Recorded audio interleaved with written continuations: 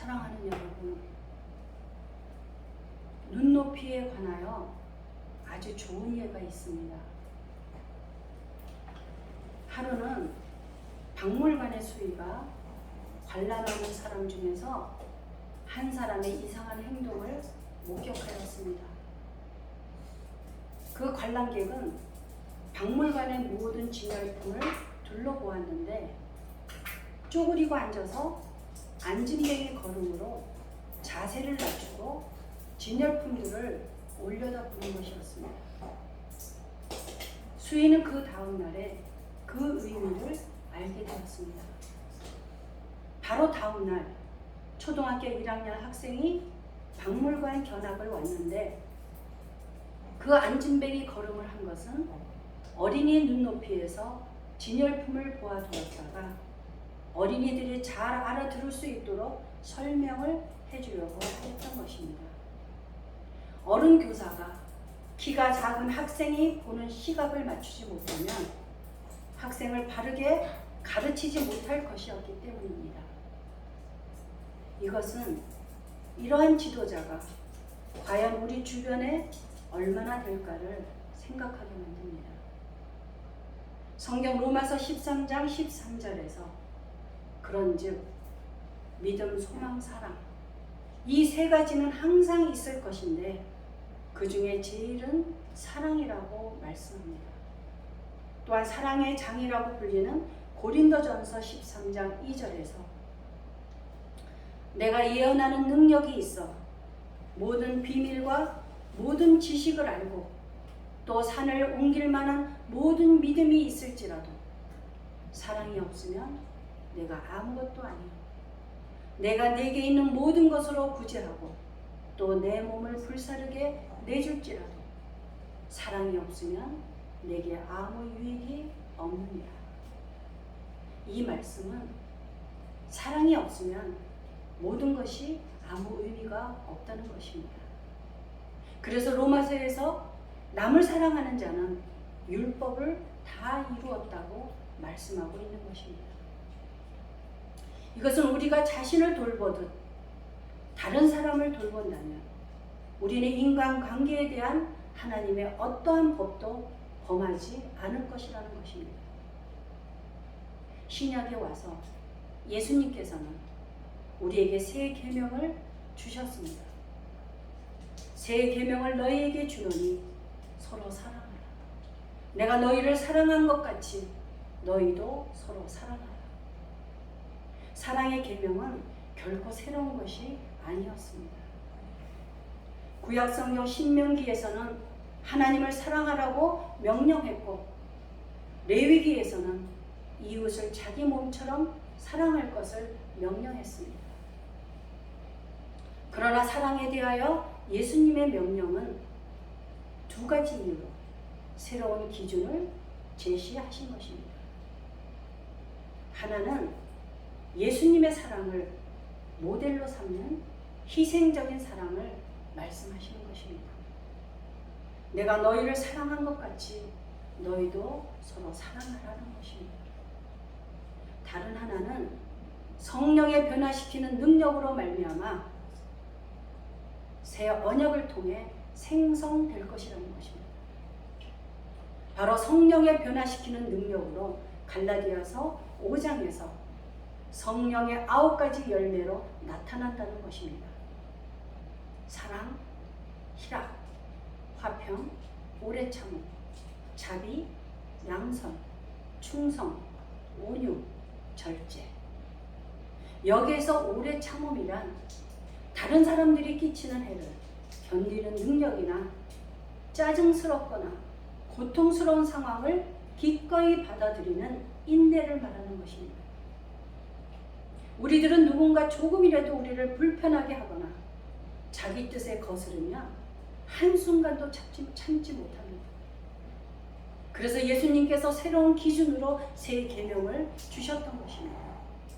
내가 너희를 사랑한 것 같이 너희도 서로 사랑하라. 이렇게 미움은 다툼을 일으켜도 사랑은 모든 허물을 가린다고 성경은 말씀하고 있는 것입니다. 오늘 본문 말씀 앞에서 내용을 보면 예수님께서 제자들과 지역마다 다니시며 복음 전파 사역을 위해 바삐 다니셨습니다. 그런데 이제 파송되었던 제자들이 저마다 각자의 방법으로 전도를 마치고 돌아와서 자기들이 행한 것과 가르친 것을 예수님께 보고하고 있는 내용이 오늘 본문 말씀인 것입니다. 예수님은 새로운 사역을 준비하시기 전에 기도를 위하여, 휴식을 위하여 쉬셔야 했습니다. 예수님 자신만 쉬신 것이 아니고 제자들에게도 쉴 수 있도록 배려하시고 제자들뿐만이 아니라 찾아온 무리들과 함께 양쪽 모두에게 보살피는데 관심을 보이셨던 것입니다. 예수님께서는 제자들에게도 쉴 것을 명하셨지만 완전히 쉴 수가 없었습니다. 예수님의 소문을 듣고 사람들이 병자들을 데리고 몰려왔기 때문입니다. 그리고 이어서 34절에는 이렇게 말씀하십니다. 예수께서 나오사 큰 무리를 보시고 그 목자 없는 양 같음으로 인하여 불쌍히 여기사 이에 여러 가지로 가르치시더라. 사랑하는 여러분, 목자 없는 양은 어떻게 되는 것일까요? 목자 없는 양은 길을 잃고 헤매다가 결국은 이리의 밥이 되고 마는 것입니다. 예수님은 무리들을 보시고 목자 없는 양 같음으로 인하여 불쌍히 여기셨습니다. 불쌍히 여긴다는 것은 바로 긍휼입니다. 이 긍휼은 영어로, 죄송합니다, 발음이 좀 좋지 않아도 merciful, 동정하다, 자비를 베풀다로 해석됩니다. 사랑은 긍휼히 여기며 자비를 베푸는 마음이고 동정하는 마음입니다. 그래서 산상수훈에서 예수님께서는 긍휼히 여기는 자는 복이 있나니 그들이 긍휼히 여김을 받을 것이라고 말씀하셨습니다. 그 사랑 안에 모든 좋은 것들이 다 포괄되어 있기 때문에 사랑은 율법의 완성이라고 말하는 것입니다. 하나님의 속성은 바로 사랑이라는 것입니다. 하나님께서 우리를 긍휼히 여겨 주셨기 때문에 구원받은 자가 되었고 하나님의 자녀가 되었다는 것을 우리는 잊어서는 안 된다는 것입니다. 하나님께서 우리를 불쌍히 여기지 않으셨다면 우리는 아마 목자 없는 양이 되었을 것입니다. 그러나 목자 되신 그리스도께서 우리의 길을 인도하시며 안전한 곳으로 이끌어 주신다는 것입니다.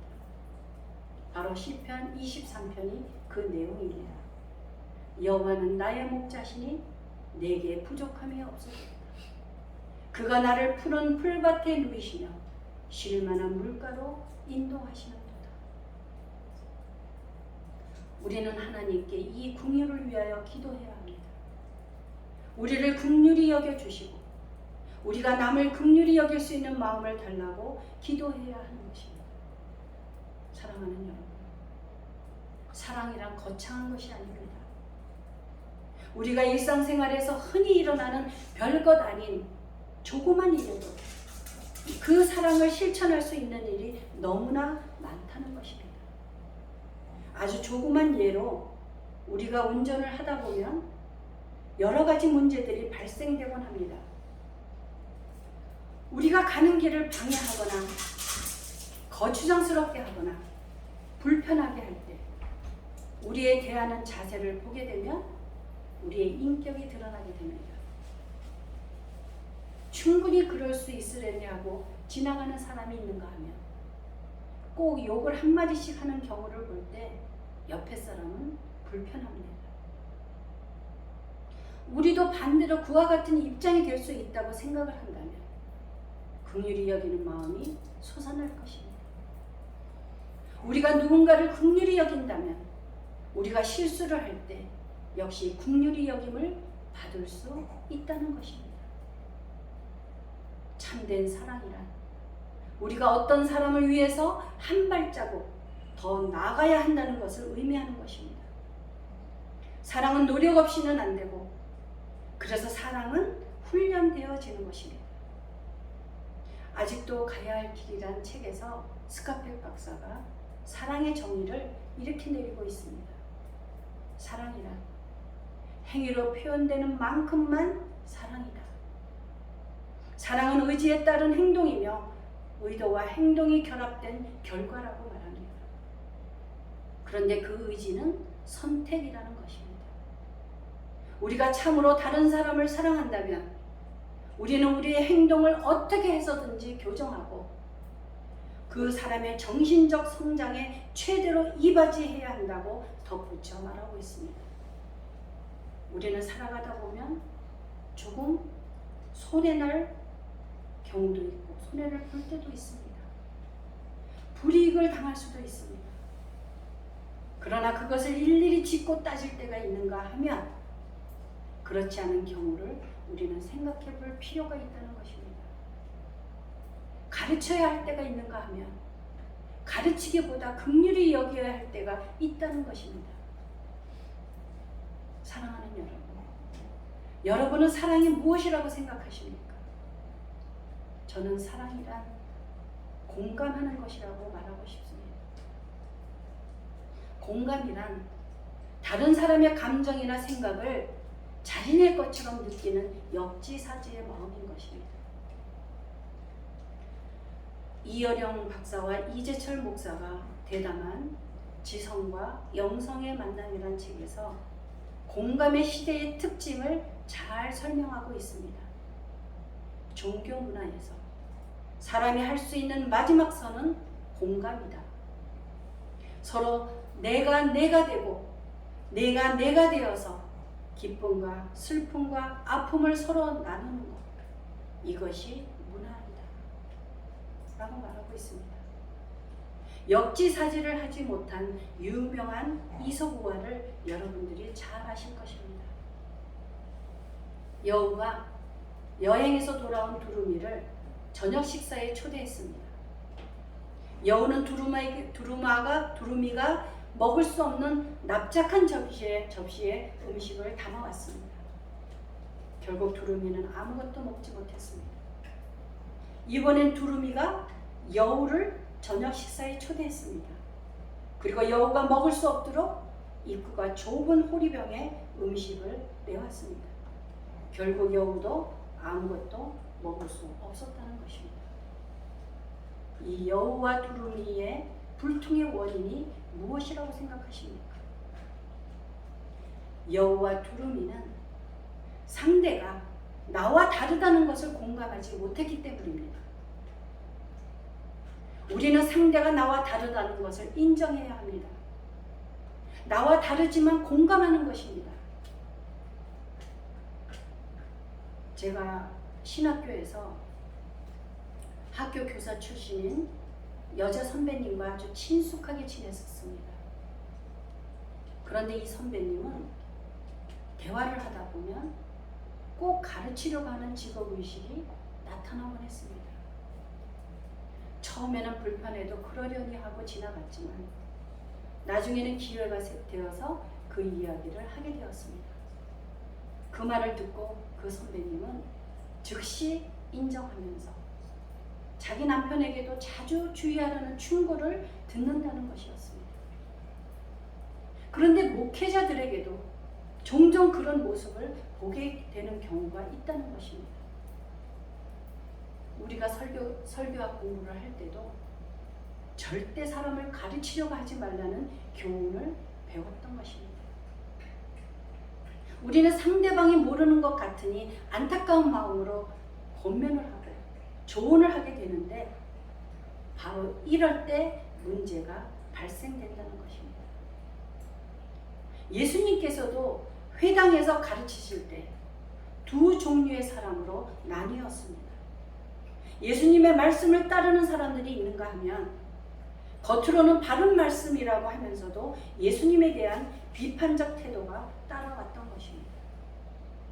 좋은 의도에서 아무리 바른 것이라 할지라도 권면이나 충고는 그것을 받아들이는 사람과 그렇지 않은 두 부류로 갈라진다는 것입니다. 그래서 눈높이를 상대방에게 맞춘다는 것은 그리 쉬운 것이 아니더라는 것입니다. 사람은 보통 관계가 가까울수록 편하게 대하기 마련입니다.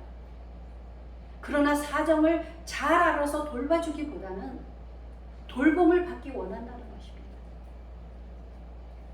대부분의 사람들은 자기 생각과 자기 주장을 상대방에게 내세우며 동조해 주기를 원하지만 자신에게 흡족한 말을 듣지 못할 때 마음이 곧 상하는 것을 볼 수 있습니다. 그런데 좋은 소리만 듣고 칭찬과 위로만을 받기 원한다면 결코 자기 발전은 기대할 수 없다는 것입니다.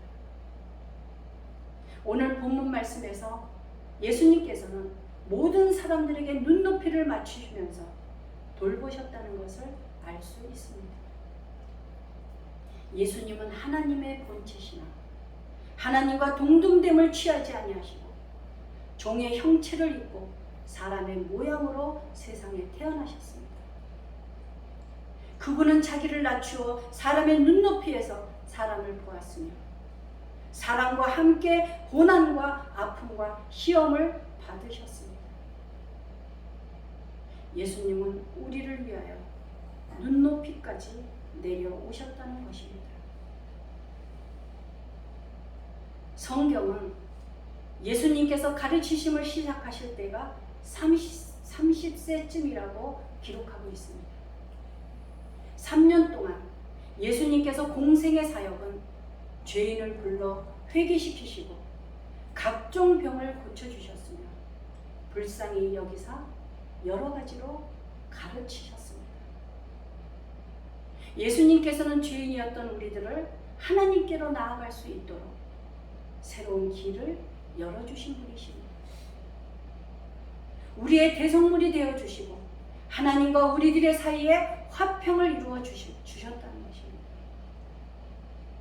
예수님께서 우리들의 눈높이로 오시지 않았다면 우리는 광야를 헤매는 목자 없는 양이 되어서 길을 잃고 헤매었을 것입니다. 사랑하는 여러분, 우리는 누구를 주인으로 삼느냐에 따라서 우리의 삶이 달라집니다. 많은 경우에 주인을 잘못 만남으로 인하여 삶이 피곤해지고 힘들어지는 것입니다. 여러분들의 주인은 누구십니까? 성공입니까? 아니면 돈입니까? 아니면 타인에게 인정을 받는 것입니까? 예수님을 찾던 많은 사람들은 돌보는 이가 없었습니다. 예수님처럼 쉬라고 하는 사람도 없었고 인생의 필요를 채워주는 사람도 없었습니다. 그러나 예수님은 몰려오는 사람들을 일일이 돌보셨던 것입니다. 그들이 잘못 섬기고 있는 영적인 더러운 것들과 공중의 권세 잡은 것들을 친히 물리쳐 주시고 참된 안식을 허락하셨던 것입니다. 예수님께서는 가장 낮은 자리로 가장 낮은 자들을 위하여 오셨습니다. 사랑하는 여러분, 세상 것에 연연하지 말고 위를 바라보고 사십시오. 그런데 참으로 묘하고 신기한 것은 우리들이 모든 욕심을 버리고 마음을 비울 때 하나님께서 필요한 것들을 다 채워주신다는 것입니다. 이것이 바로 심령이 가난한 자는 복이 있나니 천국이 그들의 것이라고 말씀하시는 것입니다. 너희는 먼저 그의 나라와 그 의를 구하라. 그리하면 이 모든 것을 너희에게 더하여 주시리라는 약속 때문인 것입니다. 우리가 이 땅에 사는 동안 이 땅의 것에 연연하고 목매이고 붙든다면 우리의 삶은 피곤하고 지치고 아무것도 얻을 수 없을 것입니다. 서기 1300년대에 무학대사의 스승인 나움 선사가 지은 선시를 여러분들에게 소개하려고 합니다. 청사는 나를 보고 말없이 살라 하고 창공은 나를 보고 티없이 살라 하네. 성냄도 벗어놓고 탐욕도 벗어놓고 물같이 바람같이 살다가 가라하네. 물같이 바람같이 살라고 하는 이 불교시는 종교를 초월하여 마음속 깊이 와닿는 내용의 시입니다. 이제 56절을 보면 그 온 지방으로 달려 돌아다니며 예수께서 어디 계시다는 말을 듣는 대로 병든 자를 침상째로 메고 나왔다고 기록되어 있습니다. 게네사렛에 있던 병자들은 주의 예수님에 대한 소식을 전하는 사람들 덕분에 치유를 얻게 되었다는 것입니다. 그들은 온 동네를 돌아다니며 예수님에 대한 정보를 공유했던 것입니다. 이 시대에 사는 우리들도 세상에서 길을 잃고 헤매는 이들을 위하여 복음을 전해야만 하는 것입니다. 사랑하는 여러분, 하나님은 사랑이십니다. 그 하나님께서 우리에게 오셔서 우리들의 목자가 되어 주셨습니다. 우리들은 그분의 뒤를 따라가는 양들인 것입니다. 긍휼히 여김을 받은 우리들이 긍휼히 여기는 마음을 보여줄 때 세상 사람들도 우리와 함께 주님을 공유할 수 있을 것입니다. 기도하시겠습니다.